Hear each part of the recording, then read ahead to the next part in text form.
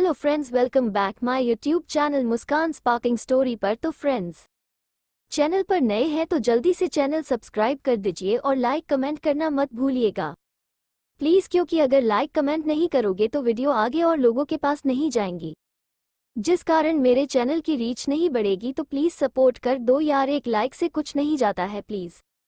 सुबह घड़ी में सुबह के 10 बज रहे थे, पर ईशाना को अभी भी होश नहीं आया था। वो अभी भी दिव्यांश के रूम में बेहोश बेड पर सो रही थी।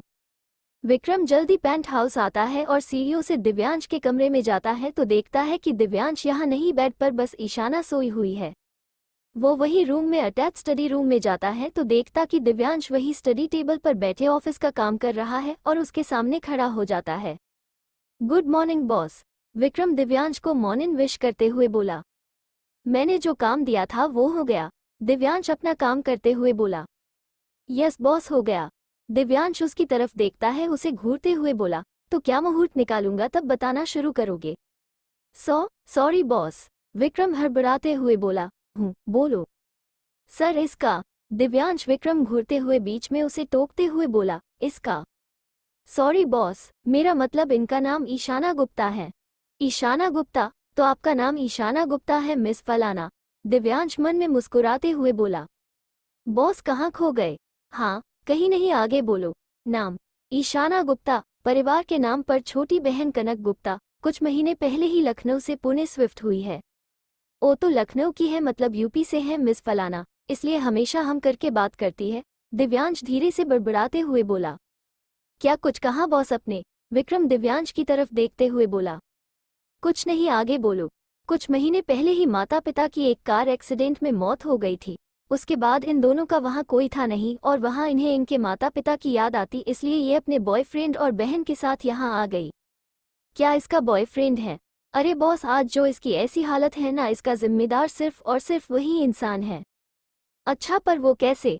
बॉस, मैंने अपने कुछ लोग लखनऊ भेजे थे और वहाँ से इसके बारे में पता चला है कि इनके बॉयफ्रेंड का नाम तन्मय राठौड़ है, जिसका छोटा सा बिजनेस था जो अब वो यहाँ खोलने के चक्कर में है। इन सब से ईशाना की ऐसी हालत से क्या लेना देना है? दिव्यांश गंभीर स्वर में बोला। लेना देना है बॉस, बहुत बड़ा कांड किया है इस तन्मय राठौड़ ने बॉस। कैसे? बॉस, उस इंसान ने पहले इन्हें अपने प्यार के जाल में फंसाया और फिर माँ पापा के ना रहने पर इनको और इनकी बहन को यहाँ ले आया। इस इंसान ने अपने बिजनेस के लिए इन्हें अपने बिजनेस इन्वेस्टर को बेचने के लिए होटल ले गए थे, पर सही वक्त पर इन्हें ये बात पता चल गई और ये वहाँ से भाग निकली। पर दिव्यांश बहुत ध्यान से विक्रम की बात सुन रहा था। उसके ऐसे बीच में रुक जाने से दिव्यांश उसकी तरफ देखता हुआ बोला, पर क्या विक्रम? बॉस, ये ज्यादा दूर नहीं भाग पाए और तन्मय के लोगों ने इसे पकड़ लिया, और जो आपके इनकी बॉडी पर चोट के निशान है ये उसी के दिए हुए, पर ये कल किसी तरह वहां से भाग निकली और आपकी कार से टकरा गई। विक्रम की बातें सुनकर दिव्यांश की मुट्ठी गुस्से से बंद हो गई थी। वो कुछ बोला तब तक विक्रम बोला, बॉस, एक और बात पता चली है ईशाना के बारे में। वो क्या?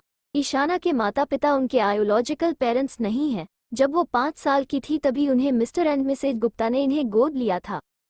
अच्छा, तो आपने पता किया कि ये किस अनाथ आश्रम में थी?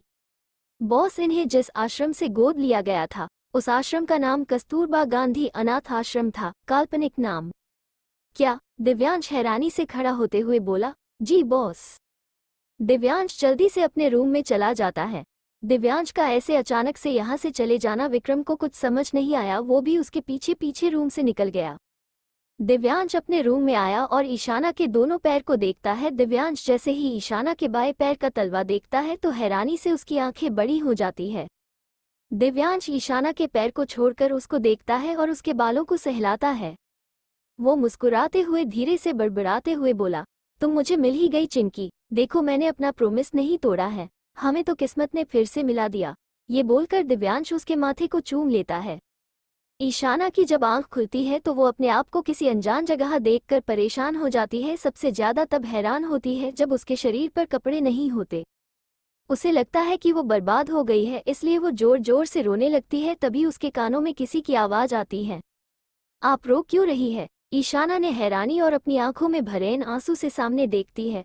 सामने दिव्यांश अपने हाथ को पैकेट में किए खड़ा उसी को देख रहा था।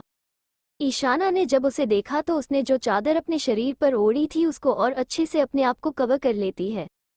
वो घबराते हुए बोली, हम यहाँ क्या कर रहे हैं? और हमारे कपड़े कहाँ हैं? तुमने हमारे साथ क्या किया है? आपकी तबीयत कैसी है? दिव्यांश उसे देखते हुए बोला। भाड़ में जाए हमारी तबीयत। हमें ये बातों तुमने हमारे साथ क्या किया? और हमारे कपड़े किसने निकाले? कहीं तुमने ही तो नहीं? ईशाना उसे गुस्से में घूरते हुए बोली। मेड ने निकाला था, क्योंकि आपके कपड़े खराब हो गए थे और आपके घाव पर मरहम लगाना था। दिव्यांश की बात सुनकर ईशाना चुप हो जाती है और घुटनों के बीच में अपना मुंह छुपाकर रोने लगती है। दिव्यांश को उसे रोता हुआ देखकर अच्छा नहीं लग रहा था, पर वो चाहता था कि रोने से ईशाना का दर्द कम हो जाए। कुछ देर बाद मैरी ईशाना के लिए कुछ कपड़े लाती है, जिसे ईशाना पहनकर नीचे आती है। वो देखती है दिव्यांश डाइनिंग टेबल पर लंच कर रहा था। वो चुपचाप वहां पर खड़ी हो जाती है।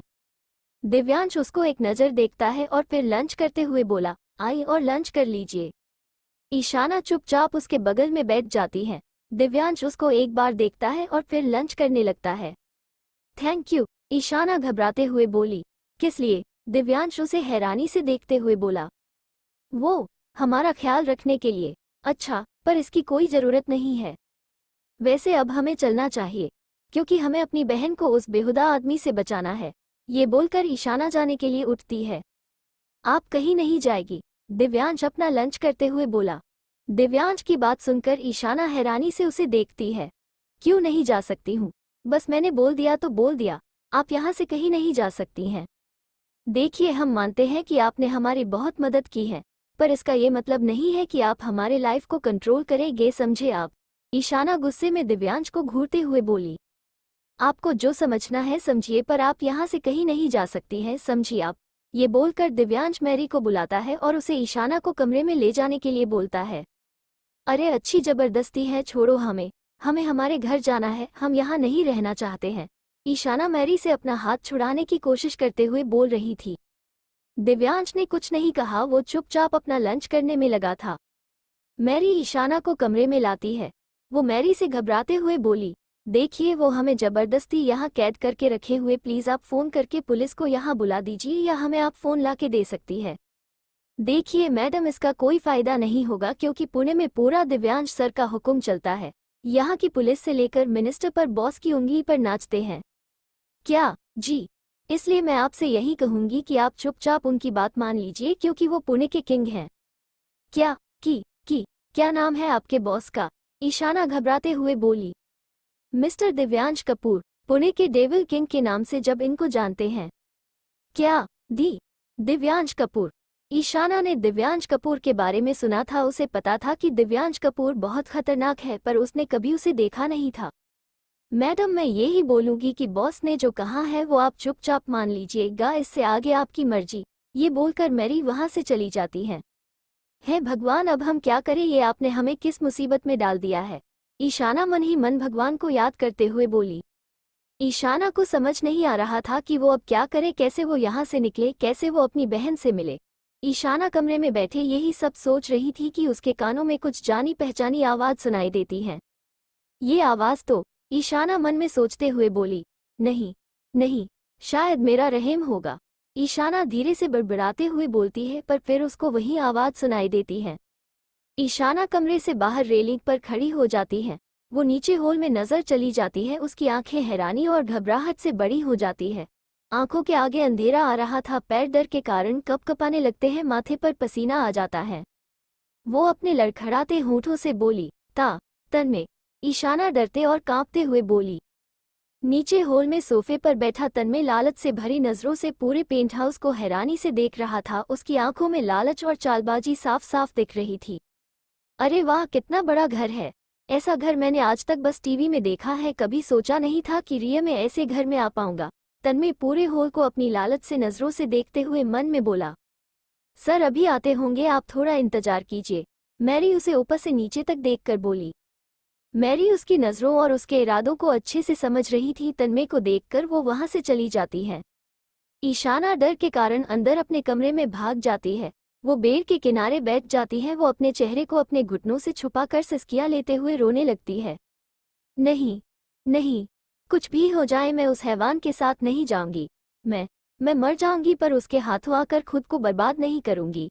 मैं फिर से उस नर्क में नहीं जा सकती हूँ, अपनी आबरू को नीलाम नहीं होने दूंगी। ईशाना सिसकियां लेते हुए बड़बड़ा रही थी। उसके हाथ पैर ठंडे हुए पड़े थे, आंखों से बेतहाशा बहते आंसू उसके दर्द को बयां कर रहे थे। उसके गुलाबी होंठ डर और घबराहट के कारण सूख गए और चेहरा पूरा पीला हुआ पड़ा था। इधर हॉल में जब तन्मय दिव्यांश को ऊपर से नीचे तक हैरानी से देखता है और वो खड़ा हो जाता है। दिव्यांश बहुत रोब से वहां आता है और सिंगल सोफे पर बैठ जाता है। वो पैर पर पैर चढ़ाकर उसे नफरत और गुस्से से देखता है। दिव्यांश बहुत रूखे स्वर में बोला, बैठो। तन्मय बेशर्मों की तरह अपने सारे दांत दिखाते हुए हाँ में सर हिलाते हुए हंस देता है और बैठ जाता है। बोलो, यहाँ क्यों आए हो? दिव्यांश अपनी नजरें उससे हटाते हुए बोला, जबकि दिव्यांश जाता था कि तन्मय यहाँ ईशाना को ले जाने के लिए आया, पर फिर भी वो अनजान बनते हुए बोला, वो मैं अपनी गर्लफ्रेंड को ले जाने आया हूँ। तन्मय पूरे हॉल को देखते हुए बोला, मतलब? दिव्यांश अनजान बनते हुए बोला, सर वही लड़की जिसका एक्सीडेंट आपकी कार से हुआ था। मैंने सुना है कि आपने मेरी गर्लफ्रेंड को अपने घर में रखा है। तन्मय के मुंह से बार बार मेरी गर्लफ्रेंड सुनकर दिव्यांश को बहुत गुस्सा आ रहा था और कहीं ना कहीं जलन भी हो रही थी। वो तन्मय को ऊपर से नीचे तक देखता है। रंग गोरा, चेहरा ठीक ठाक था, उसके चेहरे से साफ साफ मक्कारी झलकती थी। लंबाई दिव्यांश से कम थी। दिव्यांश उसे घूरते हुआ मन में बोला, ईशाना इस जैसे लड़के को कैसे पसंद कर सकती है? इसकी शक्ल पर साफ दिखता है कि कितना बड़ा धोखेबाज और मक्कार किस्म का लड़का है। सर, क्या मैं उसे ले जा सकता हूँ? तन्मय ईशाना को ढूंढते हुए बोला। नहीं, दिव्यांश सपाट लहजे में बोला। क्या मतलब? मतलब ये कि अभी ईशाना तैयार हो रही है, थोड़ी देर रुक जाए। दिव्यांश बात बदलते हुए बोला। तन्मय की समझ नहीं आया कि वो क्यों ईशाना को ले जाने नहीं दे रहा। कहीं उसको ईशाना ने सब कुछ बता तो नहीं दिया, और अगर बता दिया भी है तो वो कौन होता है उसे यहाँ रोकने वाला? इस आदमी का कुछ समझ नहीं आ रहा। साला पता नहीं क्यों मुझे उसे ले जाने नहीं दे रहा है, पर मुझे कुछ भी करके उस ईशाना को यहाँ से लेकर जाना है। अगर आज मैंने उसे उन लोगों को नहीं सौंपा तो मेरे बिजनेस में वो इन्वेस्ट नहीं करेंगे। तन्मय अपनी ही सोच में गुम था कि तभी दिव्यांश बोला, मैंने सुना है कि आप अपने बिजनेस के लिए इन्वेस्ट ढूंढ रहे हैं। हाँ हाँ, तन्मय हैरानी से बोला, जी सर, पर आपको पता है कि बिजनेस के लिए इन्वेस्ट ढूंढना कितना मुश्किल है? ये बोलकर तन्मय उदास होने का नाटक करने लगता है। दिव्यांश ने कुछ नहीं कहा, वो वैसे ही तन्मय की चालबाजी और नौटंकी देख रहा था। अब छोड़िए ये सब बातें सर, प्लीज ईशाना को बुला दीजिए। जब से वो गायब हुई थी तब से मैं रात भर सो नहीं पाता था। मैं उसके बिना रह नहीं सकता हूँ, प्लीज उसे मुझे सौंप दीजिए। तन्मय उदास होने का नाटक करते हुए बोला। दिव्यांश उसकी बातें इग्नोर करते हुए बोला, मैं आपके बिजनेस में इन्वेस्ट करना चाहता हूँ। क्या सच में सर? तन्मय खुश होते हुए बोला, हाँ हाँ ठीक है, तो मैं कल कॉन्ट्रैक्ट पेपर लेकर आता हूँ, पर मेरी एक शर्त है। दिव्यांश की बात सुनकर तन्मय कुछ देर सोचने लगता है। कैसी शर्त? आपको मुझे अपनी गर्लफ्रेंड देनी होगी। दिव्यांश की बात सुनकर तन्मय हैरान हो जाता है। वैसे भी वो ईशाना को उन इन्वेस्टर्स को दे ही रहा था, तो दिव्यांश कपूर को क्यों नहीं दे देता? दिव्यांश कपूर उन सबसे ज्यादा इन्वेस्ट करेंगे उसकी कंपनी में, और शायद दिव्यांश कपूर का नाम जुड़ जाने से उसकी कंपनी मार्केट में जल्दी सक्सेस होंगी। तन्मय में मन में यही सब सोच रहा था। दिव्यांश उसकी आंखों में लालच की गंदगी देखकर अंदर ही अंदर अपना खून जला रहा था। उसे तन्मय से घिन आ रही थी। वो सोच भी नहीं सकता था, एक प्रेमी जो अपनी प्रेमिका से उसकी रक्षा और उसकी आबरू बचाने के वादे करता है, किसी दूसरे की बुरी नजरों को उस पर ना पड़े उसकी वो कोशिश करता है, वही प्रेमी चंद कुछ पैसों के लिए अपनी प्रेमिका को बेच रहा है। Look mister Rathore, I don't have that much time to waste. You please tell quickly that's you are not ready for this deal, so no problem. I have another proposal. Divyansh खड़े होते हुए बोला। नहीं नहीं सर, मैं इस डील के लिए तैयार हूँ, बस आप ये बताइए कि आप कॉन्ट्रैक्ट पेपर्स कब साइन करेंगे? तन्मय जल्दी से बोला। दिव्यांश कपूर कभी कॉन्ट्रैक्ट कल परसों पर नहीं छोड़ता है, मैं आज का काम आज करने पर यकीन रखता हूँ। ये बोलकर दिव्यांश विराट की तरफ इशारा करता है। आप बिल्कुल सही है मिस्टर कपूर, मैं भी यही सोचता हूँ कि हमें कल वर्ल्ड पर काम नहीं छोड़ना चाहिए। आज जो भी काम हो वो इसी वक्त खत्म करना चाहिए। तन्मय बेशर्मों की तरह अपने सारी बत्तीसी दिखाते हुए बोला। उसको ऐसे बेशर्मी से हंसते देखकर अब दिव्यांश का गुस्सा 7वें आसमान पर पहुंच गया था। उससे अब कंट्रोल नहीं हो रहा था। दिव्यांश का मन कर रहता था कि वो तन्मय की सारी बत्तीसी तोड़ दे। आखिर कोई इतना कैसे गिर सकता है? कोई अपने मतलब के लिए किसी मासूम लड़की को कैसे बेच सकता है? दिव्यांश मन में सोचते हुए बोला। दिव्यांश, पर तू भी तो उसकी तरह ही तो है, तू भी उससे ईशाना को खरीद रहा है। जितना पाप का भागीदार तन्मय है उतना तू भी है दिव्यांश। नहीं नहीं, मैं तन्मय जैसा नहीं हूँ। मैं चाहता तो तन्मय को 1 मिनट में बर्बाद कर सकता था, पर यह ठीक नहीं रहता। मैं तन्मय राठौर को तिल तिल कर मरने पर मजबूर कर दूंगा।